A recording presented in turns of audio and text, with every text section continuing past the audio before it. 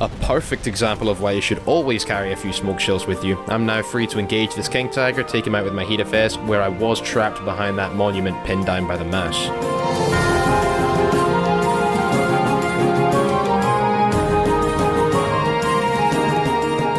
Hello lads and welcome back to the channel. My name is the Scottish Koala and today we're talking about shell types within War Thunder. I know, exciting. So what you're seeing in the background is a match in the American M46 Patton tank. This is the premium version, the Tiger, and I picked this match not because it was the greatest I've played, but because it was the match that made me stop and realise just how important it is to know what types of shells to use and when. Now this is something that can be difficult to find a real guide on, as the more experienced YouTubers who've been playing the game for years probably choose their shell types instinctively without even a conscious thought. But for the uninitiated, knowing when you're supposed to use the various shells you have access to can be somewhat difficult to learn, so hopefully we're going to help out with that today. Now before we really get started, I want to announce a giveaway happening on my channel, so if you lads are interested in winning a $25 Steam gift card, all you have to do to enter is be a subscriber, come join my Discord server, link in the description, and follow the instructions in the giveaways channel there. The winner will be announced on the 25th of this month, so good luck to you all. So we're against the Germans for this one in the coastal town of Normandy, and my first move has been to head straight to this monument. It's a good position to overlook the central portion of the map and has some decent cover as long as your silhouette isn't too tall or too short. After this very helpful T-32 has finished shoving us and ruining my shot, we spot our first target, a German M47, and we're firing at him with our APC-BC shell, the M82 round. Now don't ask me how his gunner's still alive after a hit like that, but we took out both his cannon breech and driver with that first shot, meaning he could neither retreat nor return fire, so we're safe from him for now. Pulling back, I spot something over the fences, and funnily enough, this shot was next to worthless.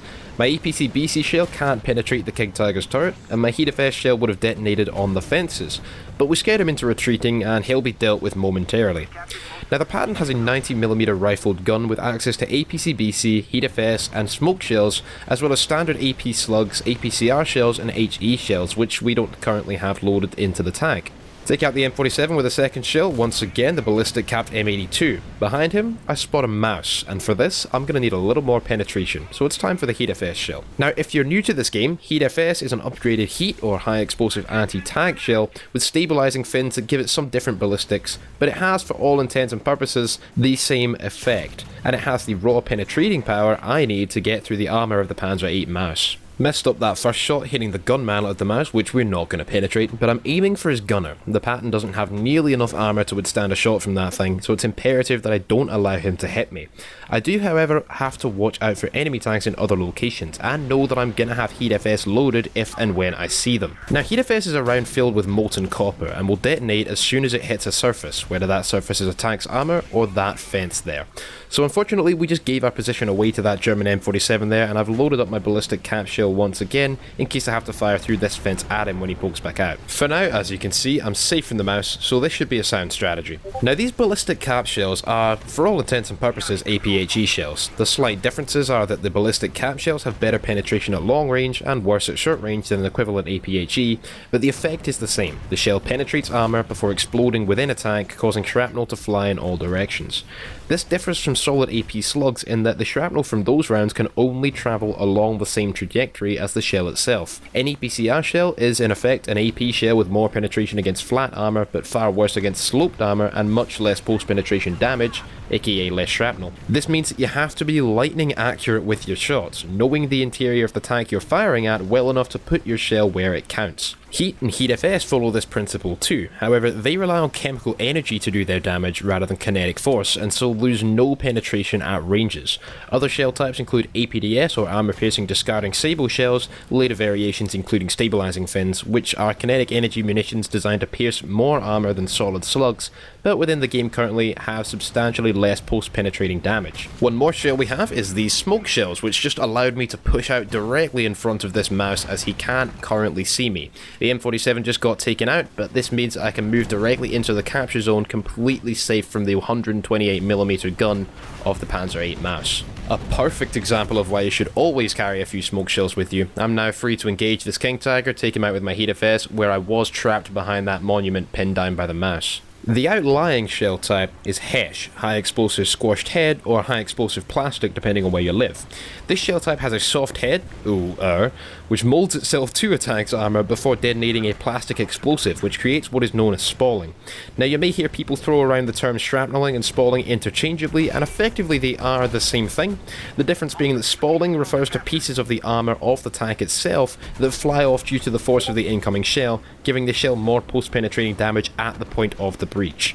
Different shells create different spalling effects, some of them even function properly in War Thunder, but that could be a whole other video in itself. Only HESH users should rely on spalling damage, you don't have a choice. As for most other shell types, the shell itself does the damage as long as you aim correctly. HESH, however, is useful as it doesn't tend to lose its penetrating power at angles unless those angles are extreme, and therefore is necessary for penetrating tanks that have decently angled yet not overly thick armour.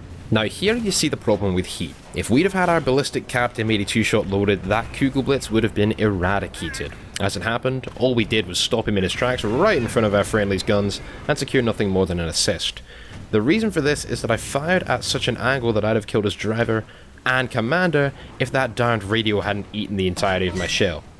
Now here's another mouse, and luckily enough, A, he's not looking my way, and B, we have our Heatfest shell loaded all ready to go.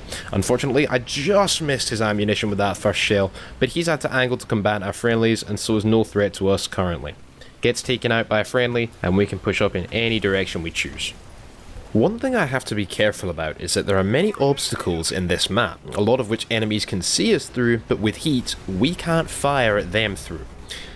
So I'm looking for positions from which I can negate that issue, and often, like with right here, tanks that primarily use heat are helpless to sit and watch as a friendly kills an enemy or vice versa through a fence or other obstacle, despite that enemy being firmly within your gun sights. So if you're up against tanks that rely on heat or other chemical warheads like HESH or ATGMs, keep that in mind. If there's a fence between you and them, you're safe.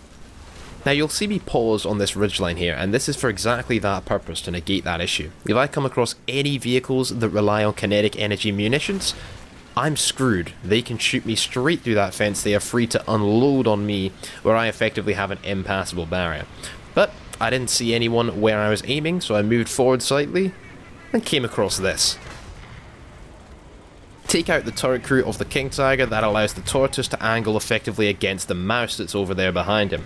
I am free to engage this King Tiger, take him out before he can do any more damage to the two other teammates we have in the area. I've switched to my M82 shot, as I know I can penetrate him from various angles, but I want to make sure I have the post-penetration damage. Set him on fire, he was facing us with the rear of his hull, despite the front of his turret facing us, and aim a little bit further forward on the hull, take him out with the third shot. Now it's time to load back up my Heatfest round to deal with this Panzer VIII mouse over across those houses. I can take out his gunners through the side of the turret cheek there, just before he gets a lucky shot on me. That's the exact shot I was going for earlier in the match, sitting in the monument. Now I'm free to push up on him. Once his gunners are reloaded, my shot will be reloaded, we can take out those gun crew one more time, just luckily getting the shot in, and the M41A1 secures the kill. And that was basically the match. We managed to secure ourselves 2 more assists, bringing the total up to 6. 3 kills, not amazing, but certainly not bad, fighting against German 7.7 with a single 7.0 tank. That's basically all I have to say about shell types. I hope this guide helped you, and if it did, or if you have any questions or anything to add, please leave a comment down below. Now I want to say a big thank you for over 1,000 subscribers. I know it may not seem like a massive amount, but it's a fantastic milestone to hit so early in the life of my channel. Thank you to Hawk for hosting the giveaway on my Discord and supporting the channel over the last few months. You definitely deserve the shout out, my lad. There will be a thank you video coming out soon, a little 1,000 subscriber special, which I hope you all enjoy.